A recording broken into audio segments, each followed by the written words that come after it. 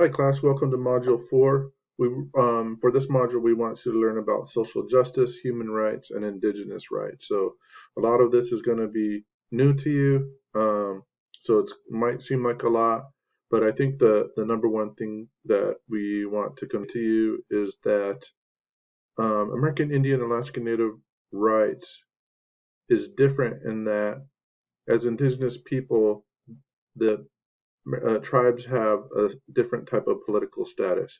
We like to say that there's a dual citizenship. You're a citizen of your tribe and you're a citizen of the United States, as well as a citizen of the state that you live in. And so we have to understand the importance of the political nature of being American Indian Alaska Native. As advocates, we have a good understanding of this. And so I'm just going to show you the objectives. So we want to also be social justice oriented and with a framework that's applicable to American Indian and Alaska Natives. In terms of human rights, we need to start establishing a framework of what are American Indian and Alaska Native rights, how are they defined and understood in order to better be better advocates, excuse me. So some of the readings will help you do that. This particular issue brief that I put together, I think is something that you can take a look at, the 8 different types of rights. So pay attention to those different types of rights that are articulated in there. That'll help you establish a framework for all of the modules after this. We want you to use that framework to, do your analysis, understand the depths of issues. Then the Declaration on the Rights of Indigenous People, read that. That was passed in 2007. I have some videos down here as well. The No DAPL movement really brought Indigenous rights to the forefront in 2016 and even earlier.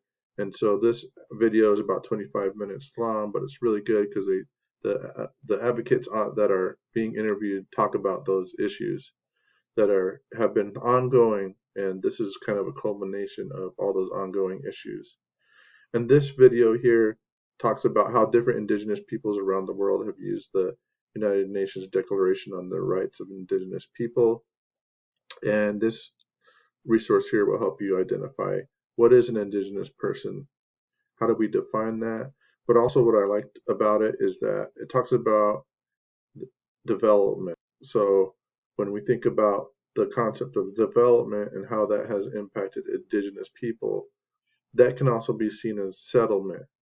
So when we think about, how the United States history unfolded when people were pouring into the country and moving west, how that would be framed as development underneath this United Nations resource kit. Take a look at it. It's a really good resource. It helps you get a better concept of how you define Indigenous and then the importance of development.